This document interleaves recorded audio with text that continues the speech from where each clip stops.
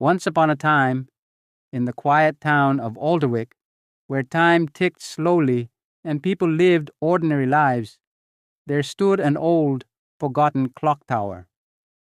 It hadn't rung for 100 years. No one remembered why it stopped ticking or who once kept it running.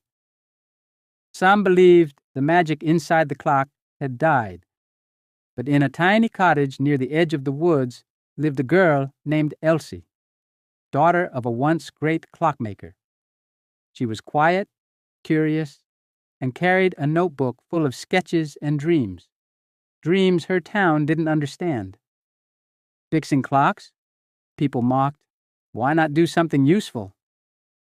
But Elsie believed clocks weren't just machines. They were keepers of memories, whisperers of forgotten time. One rainy evening, while rummaging through her father's dusty attic, Elsie discovered a hidden drawer in his old workbench. Inside lay a letter, sealed with a symbol she'd never seen, a silver gear with wings. The letter read, "To the keeper of the last tick. The clock tower sleeps not because it is broken, but because it waits for you. Midnight on the 13th night, follow the chime, only you will hear." Elsie's heart raced. Could it be true? Could the tower be waiting for her?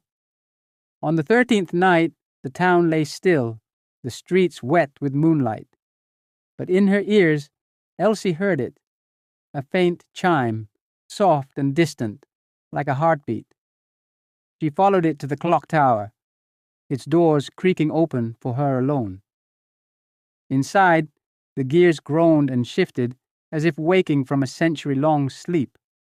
Vines coiled around the railings, and dust danced in the air like ancient spirits. At the heart of the tower was a massive golden gear, locked in place, and beneath it a pedestal with a message. The gift is not in time, but in understanding. Elsie placed her hand on the gear, and suddenly everything changed. She was no longer in the clock tower. Instead, she stood in a strange world, the time between ticks, a place where time paused and possibilities bloomed.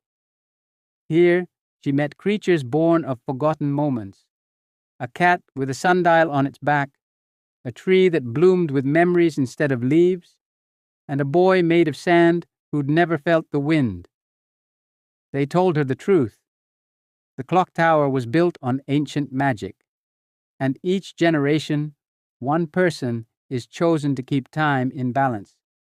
But the last keeper had failed, overcome by greed and pride, trapping the tower in slumber.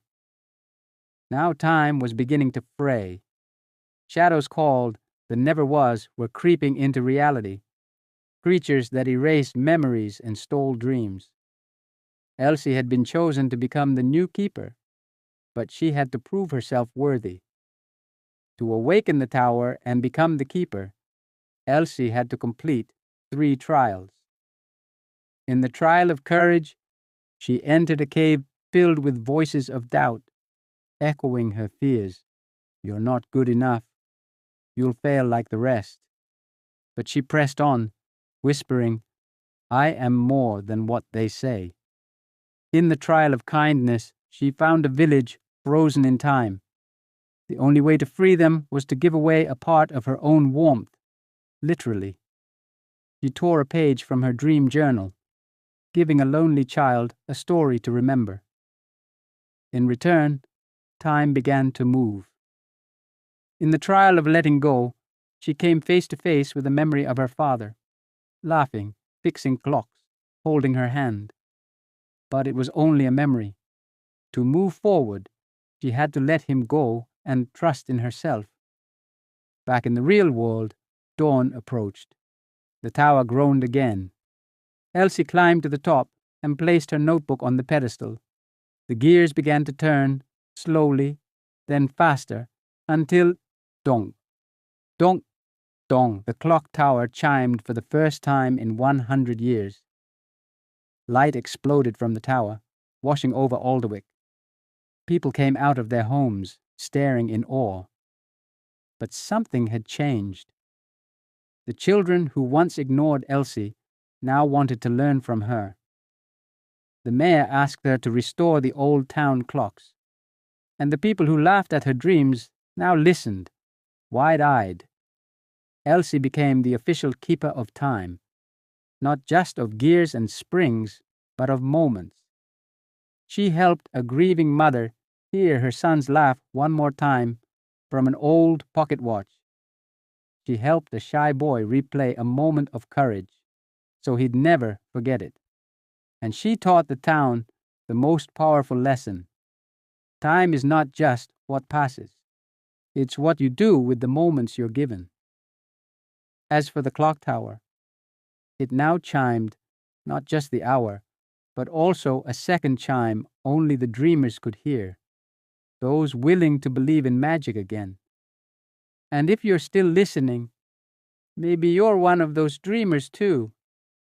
So tell me, if you had one moment to bring back, what would it be? Let time remind you, even forgotten dreams can wake the world.